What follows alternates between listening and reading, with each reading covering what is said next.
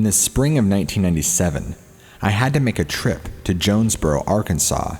Since I live in Fayetteville, Arkansas, the best way was across Highway 463, across the top of the state. I think that's the highway number. It's the only time I've ever been on that road. Anyway, I finished my business and was returning home that evening. It was around 9 p.m. when I passed through a small town named Salem. With the town behind me, I was once again the only car on the highway. My headlights were bright. The windows were up because I had the heater on, and the radio was playing softly. There was a clearance of maybe 20 feet between the edge of the road and the woods when I noticed what I thought was a tree standing right beside the road. As I got closer, the tree turned and took just a few steps and was at the woods. It was huge and had long, matted hair. Actually, it looked quite nasty. It never looked directly at me. It was slipping into the woods as I passed to the point of it going out of my headlight's beam. I stomped on the gas with everything I had and didn't slow down until I was safely in the lights of the next town. As I drove wildly down the highway at 90 miles an hour, that's the fastest the car I was driving would go, I kept looking in the rearview mirror to make sure it wasn't chasing me. I know that sounds nutty, but at the time it seemed like a really good idea. I was perfectly sober at the time. Maybe that should be a lesson to me. I never gave much thought about Bigfoot until that night. Now, I know they exist. I saw one with my own eyes. Anyway, that's my story, and I'm sticking to it.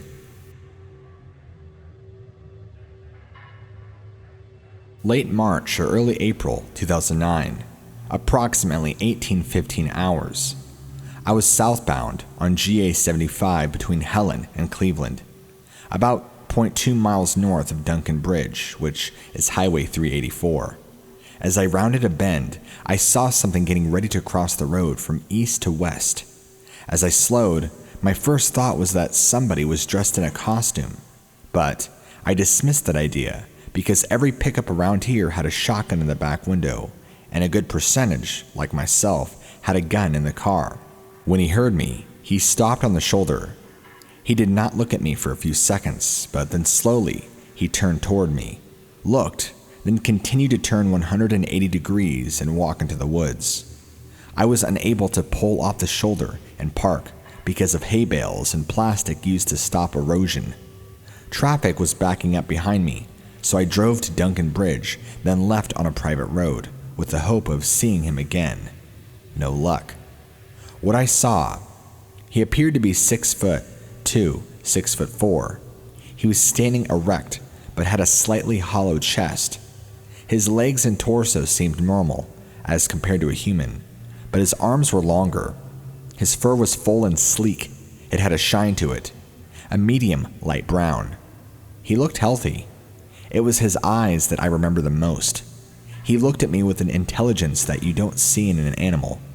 The only other time I experienced that was with a dolphin. My husband and I live just outside of Helen.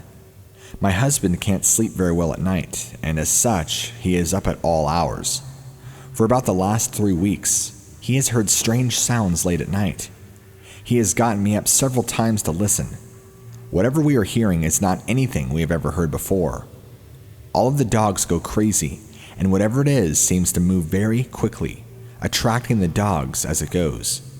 It is very loud, and yet more of a howl or scream. It does not sound like a bobcat or bear or anything else we have heard since living in Northeast Georgia. We have lived in this area for 9 years, and my husband has hunted all of his life, and it used to sounds in the night, just not this one. When he woke me up to hear this, we jokingly said, maybe it's a Bigfoot. I got curious as to whether or not there had been any sightings in our area.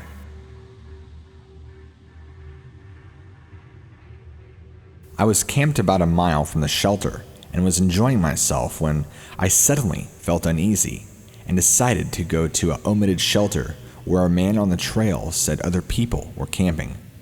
As I went, about 50 yards from where I was camping, I surprised something that I did not see, but it took off down the side of a cliff, and I just assumed it was a bear.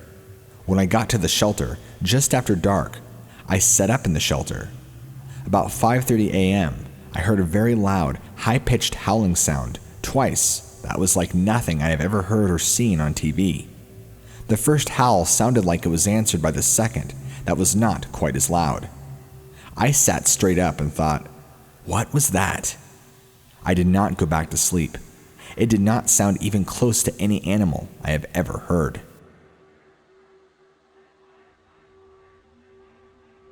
It was about 11 p.m., and we had just laid down to sleep. We were staying in a cabin that we had rented for the weekend. I heard this high-pitched, horrific scream. It was close. It was not some faint, distant sound. It was very clear and very close. My first thought was a woman in distress, and then, about 20 seconds later, I heard it again. I also heard dogs barking above me, higher up on the ridge. This time, I realized it was probably not a human. The sound was forceful, deliberate, high-pitched, reverberating scream. Because I was inside the cabin, it is hard to tell how far away this was. I would guess within 750 feet, perhaps as close as 200 feet. The scream continued for about 4 or 5 more times, repeating every 25 seconds. I have military and hunting experience and have never heard such a sound. I cannot think of an animal that can make this type of sound. I will never forget it, that's for sure. I was sitting on my couch, watching TV with my small dogs around me. My male Yorkie saw it when I went out our back door. It was still daylight. I thought it was a man at first, but it was too large, too dark, and fleeting. The dog jumped up and ran to the back door, but I moved slowly over there, being a little frightened. When I looked out the door, it was gone. My first impression of it being a man was because of the general shape, but the dark figure wasn't wearing clothes and had to be well over 10 feet tall, just to see it through the doorway like I did. I was able to see the upper body from where I was sitting. The porch drops off with the stairway to the patio around the pool. That's where it was walking, rapidly, next to the house. By the time I got to the door to look out, it was over the fence and gone. My instinct was to check the gate, and I saw it was still latched and locked, never having been opened. It wasn't a human. It was too large. It wasn't a bear. It was running upright. I can't come up with any other thing that could be that tall and that could do what it did. And having seen what I saw in 1999, I don't take this very lightly.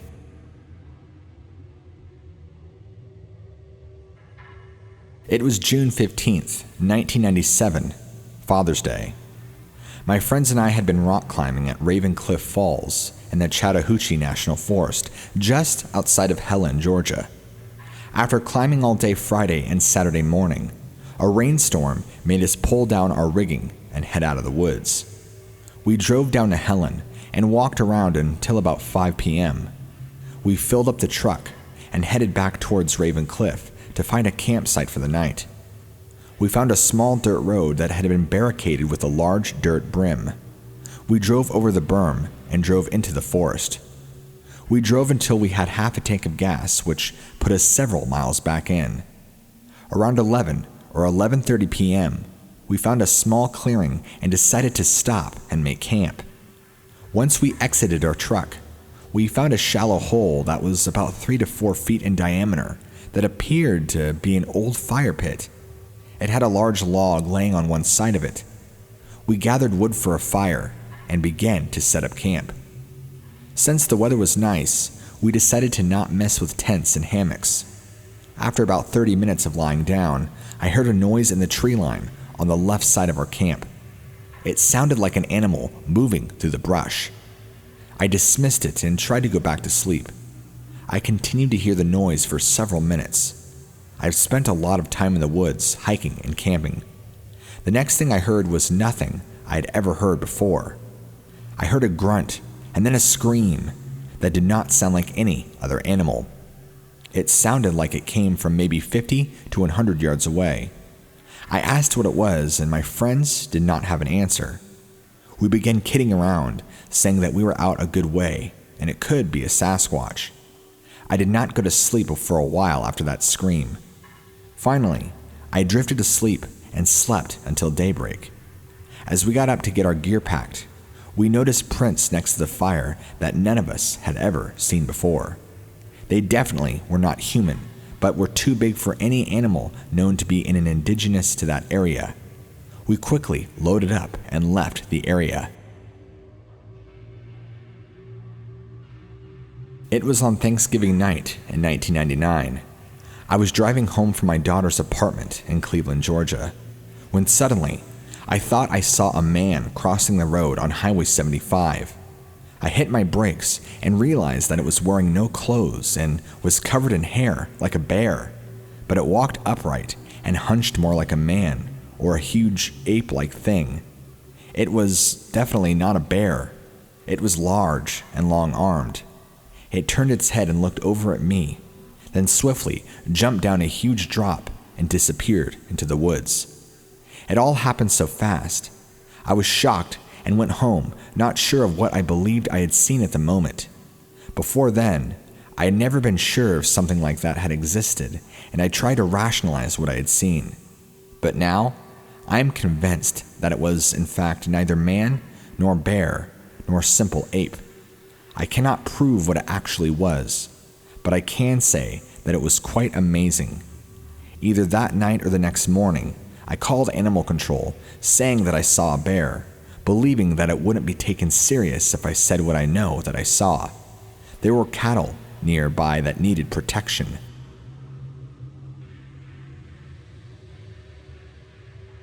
In May of 1993, some of my friends of mine and I decided to go trout fishing above Helen, Georgia.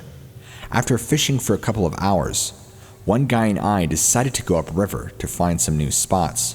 So we started walking up an old roadbed that followed along the river. We eventually got to a spot where there was a gully across the road. At one time, there must have been a bridge. While me and my friend were standing there, we heard a loud thud behind us. As we turned around, there was a big 10-foot log, about the diameter of a car tire, lying there. Take into account just a second ago, that log was not there. We climbed over the log and started to head back down the road, when all of a sudden, we heard leaves shuffling above us. Both my friend and I had a strange feeling as we looked at each other.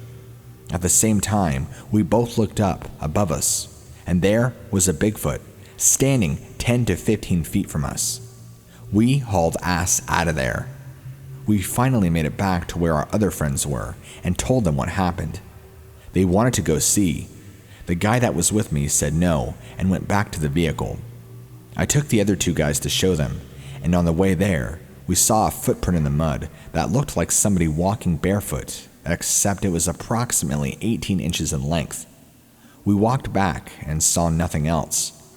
I'm 6'3" and 290 pounds, and this thing dwarfed me big time. It was at least 9 feet tall and about 4 feet across at the shoulders.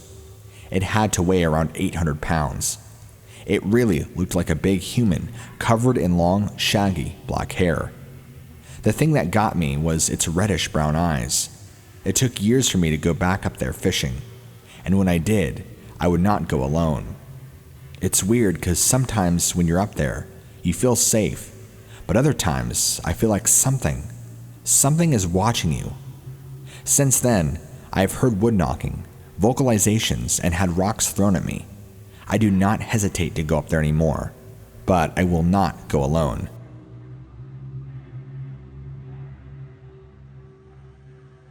I have a personal experience that would like to relate. I would hesitate to call it an encounter because it was dark and from an undetermined distance. Somewhere between 30 to 50 yards, and it was on an elevated plane to us. Just outside of Helen, off of SR 75, north of the upper Chattahoochee River Recreation Area. If you go to the top of the mountain, north of the park clearing, that's where my experience was. I had my first experience there in the year of 1990, while a group of 5 friends and I were walking late at night. We saw something on a bridge, and it stood up, clearly visible, but only as a silhouette in the moonlight, and jumped a very large distance. It then seemed to stride over the backside of the ridge away from us. It was actually very quiet. It didn't make a sound before we saw it stand, and we didn't hear it land or stride away, as if it was stalking or observing us. Of course, we were all extremely scared after seeing it initially. Again, it was at night and far away so that we couldn't get a clear description, but we all saw it and were all struck with a panic-like fear. I also went back with my dad, who was a very harsh skeptic, in the summer of 2006. We did not see anything, but I had noted a couple of other things at this later date. It was summer. First, there was a very strong odor that seemed to hang in a centralized area the entire weekend. Secondly, the park rangers came by to tell us that the night before, in the same place we were camping, last people left food out, went into town after nightfall, and returned to find the camp completely ransacked. So we needed to pack our food up, or better yet, keep it in the vehicles back on the road. They said the bears were foraging and getting brave because of the onset of the drought. Again, no sightings, but interesting because nobody actually spotted the bear either. And lastly, along the mountain road at a height of about 10 feet off the ground, there was a 4-inch sapling rung and twisted completely around. My dad once spent 3 months in the woods living off the land in the late 70s in North Georgia. It's the number one reason he is skeptical, he says. That long in the woods, and he would have seen something if it was out there. But when I noticed the odor and asked him if it was a skunk, he said no, not really. More likely a wet bear that got sprayed by a skunk, but it had a more dank odor than just skunk. And also, when I pointed out the wrung tree and asked him what it could have possibly been, he had no clue. I work in agricultural marketing. My job is to determine the amount of meat that will be derived from individual cow carcasses after slaughter, and before they are split into primal cuts. To determine this, we have to compare the conformation of the animal, or the ratio of muscling to fat, and factor in the skeletal structure of the animal. So, if I apply this to what I remember seeing when I was younger, this creature was absolutely huge, at least 8 feet tall, and weighing easily around 550 pounds. It was tall, but had a slightly more narrow build in the shoulder area width than the animal in the Patterson film. It was still too large to be a human, wider and thicker muscled than a man, but not as stocky as the Patterson footage. That is why I say it may not be heavier. I will try to explain what I saw. While returning home from a day of walking in a clear-cut looking for Indian artifacts, the clear-cut was located at the foot of the southeast end of the Horse Range Mountain near Loudsville Campground in White County, Georgia. I was driving on a Forestry Service road when I saw what at first I thought was a bear about 200 yards away, but when I stopped and watched it, I saw that it was not.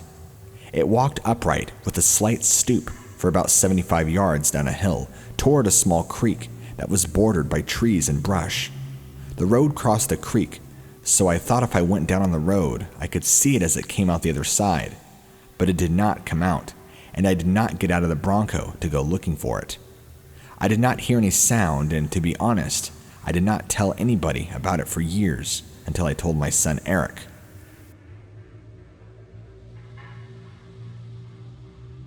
I went out in a pigeon on 9/27/11, and what I heard wasn't any animals I'm used to hearing on Pigeon Mountain.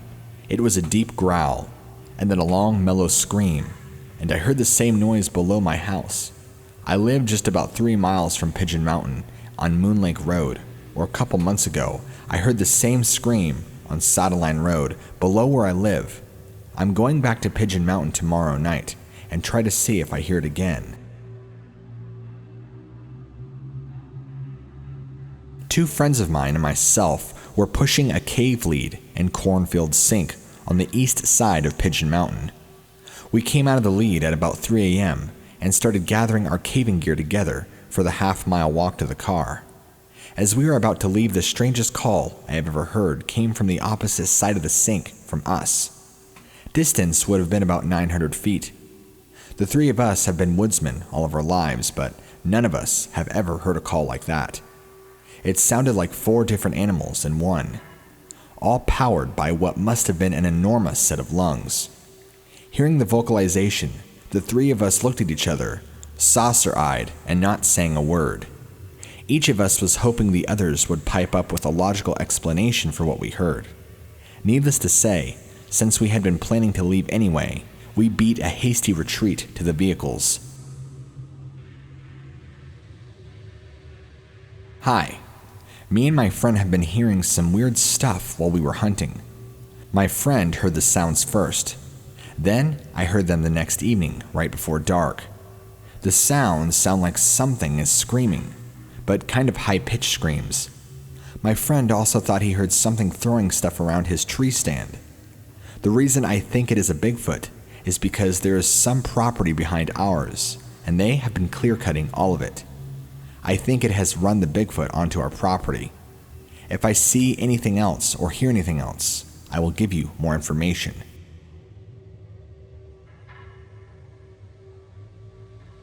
My girlfriend and I traveled to this area at 11:30 that night to build a campfire and relax from the daily grind. She and I didn't have to work Wednesday, so the late hour didn't matter. At about 11:30, we found a suitable site approximately 7 to 8 miles in. There are only a dozen or so clearings for camping on the trail. Our site was on the trail, a clearing big enough to circle my truck around. It had 2 other trails at the back corners. One didn't go far before growth took over. The other looked like it might be passable, as far as I could tell. At 1 a.m., I was sitting on the tailgate and my girlfriend a few feet away tending the fire. Then we heard a loud, high-pitched scream that reverberated through the dense forest. My girlfriend got scared and asked me what it was. I have been an outdoorsman my whole life, hunting, fishing, camping, and studying animals like a religion. I've never heard of anything like that can scream. I told my girlfriend to be quiet, and maybe it would go off again. The moon was high and bright, to be full, not yet.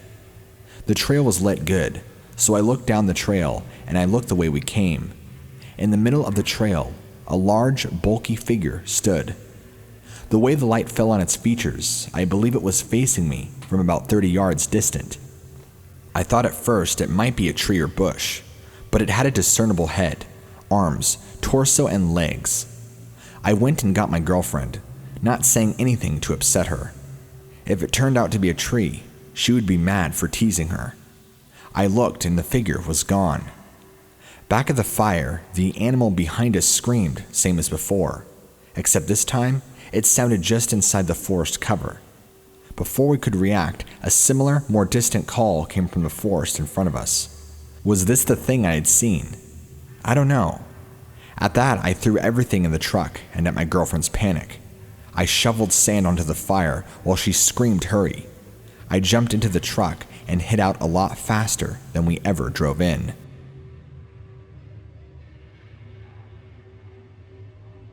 I was deer hunting on Pigeon Mountain and was following a group of deer when I shot and wounded an almost solid black buck with a large rack. The buck followed a well-worn game trail, and I had trailed the deer by blood drops. It was getting dark, and the terrain was getting difficult to continue, and I had no light. I had to turn and come down the mountain. I began to feel like I was not alone. There were none of the normal animal sounds, like birds and squirrels, etc. I had heard something coming down the mountain, taking a parallel path that I was taking. I could not see anything. There were limbs breaking, leaves rustling, and then I would hear nothing. I had unloaded my gun for safety and reloaded because I had never heard an animal move through the woods like this one. Myself, one other person, and the owner were the only people allowed to hunt in the area, and the terrain it was using was too rough for a human to travel, much less move at the speed this animal was. 1 minute, it would sound like a raging bull, and the next minute, it would move down the mountain, not making a sound. I heard a grunt and a growl. I was terrified and felt as I was being stalked by something I had never encountered before. When I stopped, so did it. When I moved slow, it moved slow. When I moved faster, it moved faster. I was worried when I would hear nothing. I reached the base of the mountain and had taken a wrong turn and had put myself in front of a large briar patch. It did not let that stop me. I drove through the briars, cutting and scratching myself. I finally reached the safety of my truck and once again heard the grunting noise from behind me. I did not return to look for the buck I had shot or ever hunt in that area again. I did not ever see anything, but something large was in the woods that night. I have not felt safe in the woods since. I had hunted, fished, and farmed in that area all of my life. I felt as though I knew all the animals in the woods and the sounds they made as they moved. I was taught to stalk, hunt by an employee who worked on our farm, and he had lived in the Smoky Mountains and fed his family by hunting game. I had heard deer grunt before, and this was no deer grunting.